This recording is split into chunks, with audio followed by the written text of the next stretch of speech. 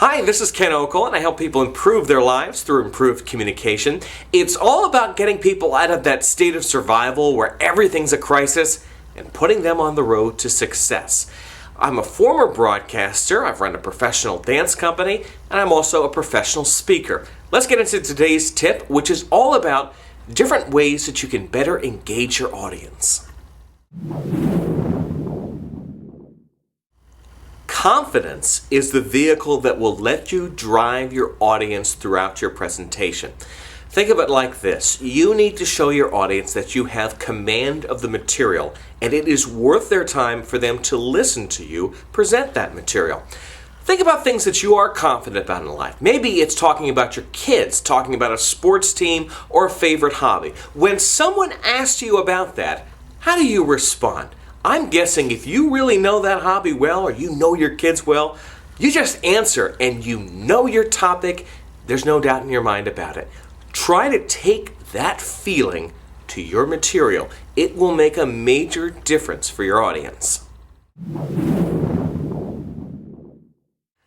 Energy is a great way to connect with your audience. Now, if you're talking to someone through a camera or you're performing a play on stage, well, you have to put a lot more energy out because otherwise it just seems like if you were having a one-on-one conversation, it just does not translate to a larger audience because the person you're talking to isn't right there in front of you.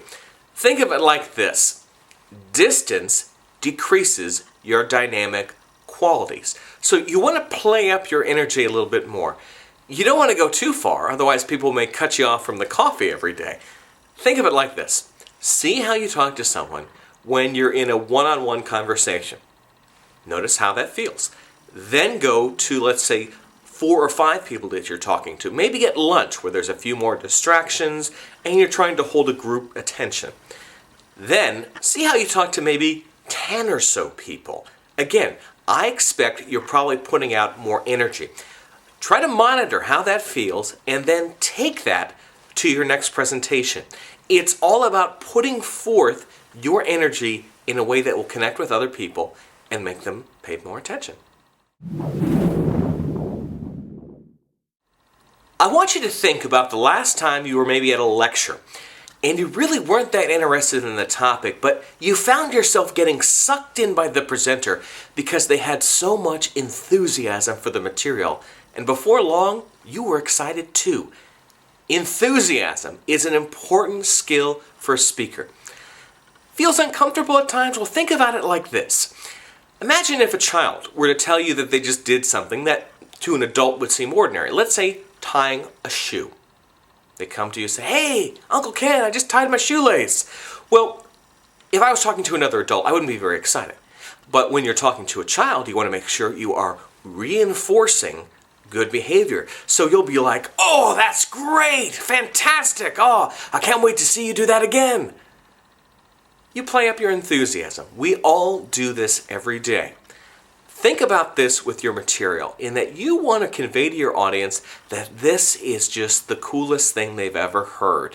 It takes some practice. As I mentioned, you don't want to go too far, but you probably should go a little further than you think is needed. Back in my TV days, that was something I had to work on a lot to make sure you got that right mix. Obviously, if someone was talking to you right in front of you and you were that enthusiastic, it'd be a little weird. But when it's a larger group, you need to give a little more. This tip was generated from a reader comment that was sent into my email. You can find out my email and everything else about me by visiting my website, which is www.kenokel.com. We'll have more of these speaking tips coming up very soon. For now, I'm Ken Okel. Take care.